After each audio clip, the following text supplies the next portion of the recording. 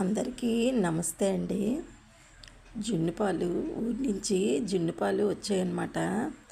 అందుకని జున్ను తయారు చేస్తున్నాను. ఇంట్లో బెల్లం జున్ను అంటేనే ఇష్టం అందరికీ.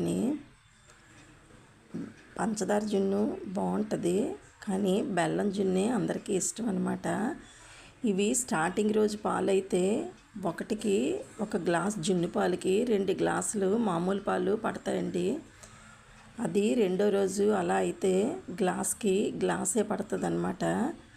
అది మూడో రోజు పాలు అయితే ఇంకా ఆ పాలని అలా బెల్లం వేసి వండించుకోవడమే అన్నమాట. ఇవి మంచి పాలు అన్నమాట.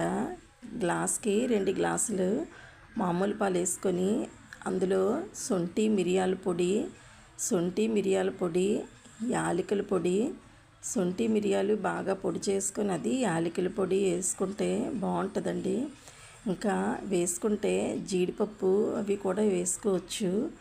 జీడిపప్పు ఇవన్నీ వేసుకొని బాగా చేతితోటి బెల్లం కరిగిపోయే వరకు బాగా కలగపెట్టుకోవాలన్నమాట. బెల్లం కరిగే వరకు చేతితోటి బాగా కలుపుకుంటే మొత్తం బెల్లం అంతా చిదిగిపోయి అప్పుడు ఇలా వస్తుందన్నమాట. మొత్తం కరిగిపోయిన తర్వాత కుక్కర్లోని ఇలా గిన్నెలో వాటర్ కింద వేసుకొని పైన గిన్నెతోటి ఈ జున్ను పెట్టుకోవాలన్నమాట.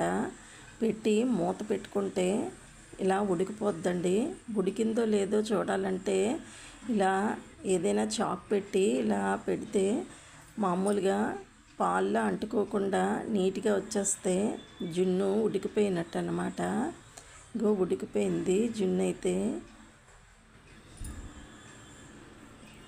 ఇది చాలా టేస్ట్గా ఉంటుందండి. న్యాచురల్గా పాలు కదా, ఇవి చాలా బాగుంటుంది ఇది.